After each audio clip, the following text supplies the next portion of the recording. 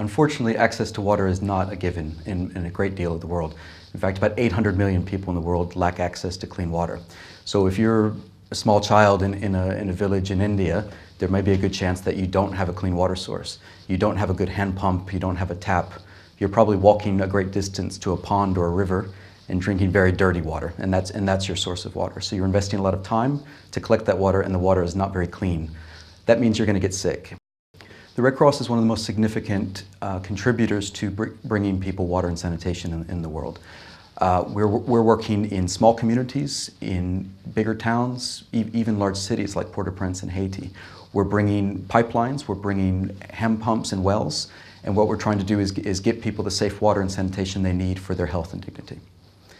We're doing quite a bit. In the last 6 years, 4 million people have received access to safe water because of actions by the Red Cross and Red Crescent movement. In the pipeline now are an additional 4 million projects that will be completed over the next few years. So we're talking at least 8 million people over a 10-year period, probably more, that will receive access to safe water and sanitation because of the Red Cross and Red Crescent. So a lot of work has been done by the Red Cross and Red Crescent and others as well. But we need to do 2 more things. One, we need to do more of this work. We need to scale up. There's 800 million people that don't have access to safe water. So obviously, a lot more needs to be done to get those people the water that they need. The second thing we need to do is be better about making sure that those systems are sustainable. That the systems that we build today, the pumps, the pipes that we put in today, will be still functioning 1 year from now and 10 years from now.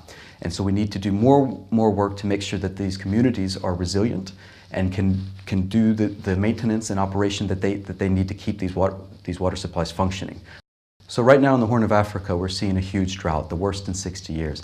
Unfortunately, this is nothing new. We've had droughts like this in the past. In fact, my first job with the Red Cross was as a Watsan delegate in the Horn of Africa, in East Africa in 2006 for the drought. And what I saw very quickly was that while it was a big problem, a great deal of the work we were doing was what we call rehabilitation, fixing water supplies that had already been constructed and then had broken down. So unfortunately, we're seeing the same thing today, where you have millions of people that have no access to safe water. Some of them have always been using these rivers, but some of them had water systems that were functioning and then broke down.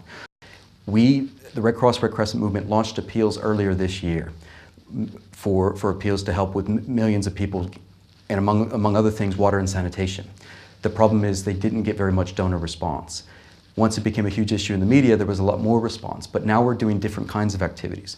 We're doing things like emergency water trucking, which is very expensive.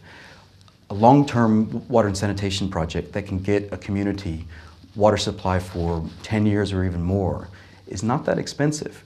It can cost as low as 32 Swiss francs per person to get them water supply, sanitation, and hygiene for 10 years. That's the price of a fondue and a glass of wine here in Geneva. So it's not a lot of money, but the emergency activities are relatively a lot more expensive.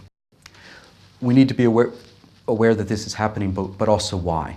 The reason that people are being affected by this drought so much is not simply the lack of rainfall.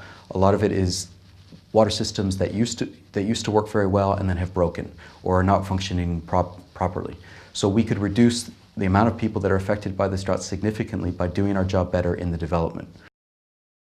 I think the values speak for themselves, the numbers speak for themselves. So we can get donors to contribute to the long term by showing them the value for money that we can provide, both the Red Cross and other members of the humanitarian community. We can get much more impact by spending less.